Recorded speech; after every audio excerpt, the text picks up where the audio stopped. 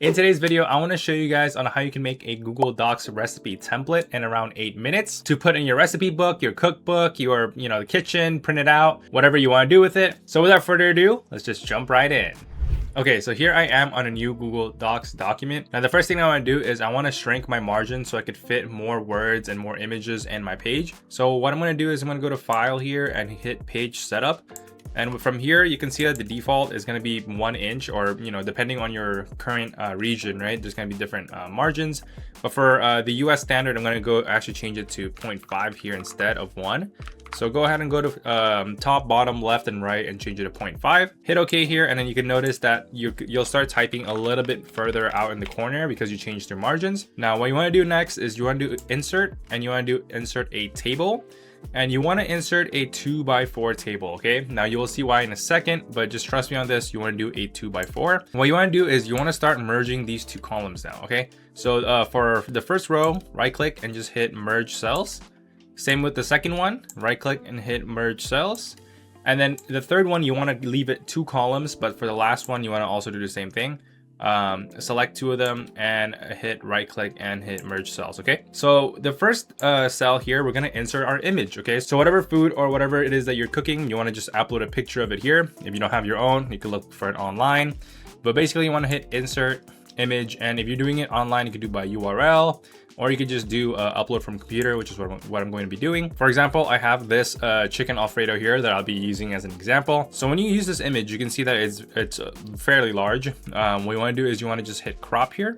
So when you click the image, hit crop image, and you can see that it should by default already scale to the cell. Okay, it should fill it up. If it doesn't, you could go ahead and just stretch it out so it fills up the cell in terms of width. And then yeah, hit the crop image here.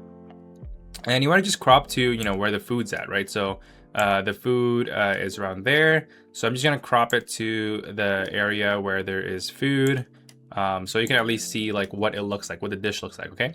And when you're done, you just hit enter. And you can see here that I've just cropped to the chicken Alfredo, okay? And you can see that if you don't like the positioning, you could also adjust the positioning a little bit. You could shrink it however you'd like. So you don't want it to be as large. Maybe your recipe's a little longer.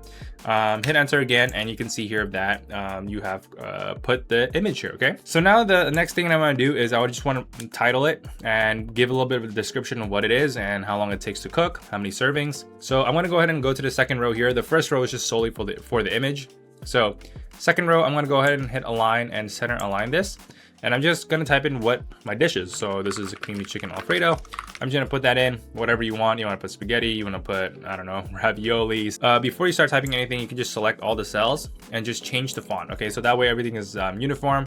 You can use the default Arial if you want, but another font that I like that's part of Google Docs is the Merriweather. So Merriweather is just, I don't know, it just looks like a nice font for me and it looks relatively modern. So I'm just gonna keep that there. I have creamy chicken Alfredo here. And what I wanna do is actually get out of the table. So go on the top and you wanna type in servings and however many servings this will serve. So maybe 4 people, 5 people, 6. And then you have to have the ruler here open, okay? So if you don't have that, you can hit view and then click show ruler. Make sure you have this little ruler up top. And what you can do is if you right click the ruler, you can actually add a right tab stop, and you have to do this outside the table, okay? You can't do it inside the table. Add a right tab stop here. So when you hit tab, you see it stops right here on the side, okay? So you can also add another thing like cooking time, total time, which I will do actually, total time to make this, maybe about 60 minutes. And this will just tell me like a brief description of the recipe, right? Like how much it'll serve, how long it takes to cook. And when you have that, you can just now copy that and then go back into the table and just paste it, okay? There's no way you can actually make a tab stop inside the cell. So this is just a workaround that I found that actually works. And yeah, perfect. Now that you have that, I'm gonna go back here to the end of the second row or the line here with the total time. I'm gonna hit insert and just do a horizontal line. And what that will do is it'll just, obviously create a very nice line here for our recipe, okay? This is still using Arial font, so I'm just going to go ahead and click it. Go back to Merriweather, and I'm going to do semi-bold. Now, the next thing you want to do is you want to just grab the title and increase the font size. So I'm going to do about maybe 18 or so.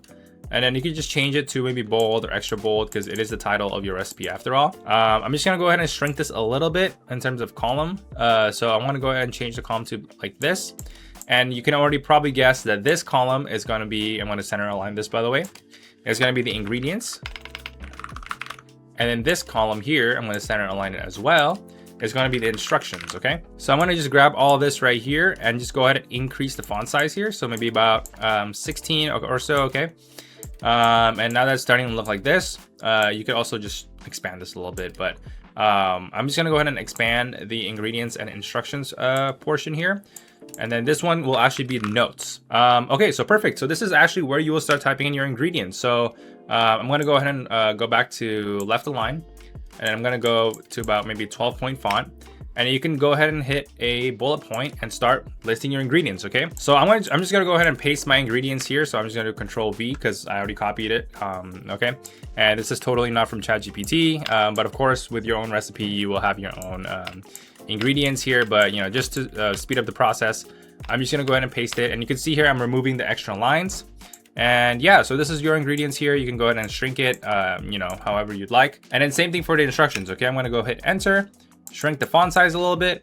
I'm gonna go left align, and then I could start writing bullet points or a numbered list, okay? Because you know, obviously there's step 1, step 2, step 3, and then I'm just gonna go ahead and copy paste that as well. Again, I would probably best assume you were gonna type this yourself, but for you know the sake of time, I'm gonna go ahead and paste it. So now you can see here that I have the different recipe of how to make this chicken Alfredo. I'm gonna go ahead and just remove the extra spacing here. And now this, you can see that it does take up a lot of space. So I'm gonna go ahead and just kind of shrink it a little bit and make sure you have enough space between the title here and the start of the recipe. But if the gap is a little too big, you can just shrink this font size here so the gap isn't that large. All right, cool. Now we're almost done. Now, if you have any notes, again, like I said, you could put your notes down here. You can make it also into a list. Perfect. Now that you have this, I'm gonna go ahead and actually remove this thing on the top here. You don't need that anymore. And when you right click anywhere on the table, you can do table options here. And when you click table options, this is where you're actually gonna be able to customize your table, okay? So first and foremost, this ingredients list, you can actually add a background color. If you go to color, my bad, go to color. You can see there's a cell background color here, okay? Now it's set to transparent, no color. But what you can do is you can add a little bit of, you know, maybe yellow or maybe red, whatever you want for your color. Just to add a little bit of color to it, just a little, you know, make it less plain. And then finally, last but not least, you want to change the table border from 1 to 0, okay? So now this is how it looks like the final product. So you have your image here, you have your title, you know, your servings, ingredients, instructions, and finally some notes and tips down here to make sure you have a very successful recipe, okay? And again, you can just go ahead and copy paste this, copy and paste the whole thing. If you ever want to make it into a template, you can just copy and then go to page 2 and hit paste. And you can make your second recipe down here if you want, maybe like steak or fried rice or whatever it is that you want to make. So hopefully you guys enjoyed today's video on how to make a Google Docs recipe template. If you did, don't forget to hit the like and hit the subscribe button down below. And I'll see you guys all in the next video.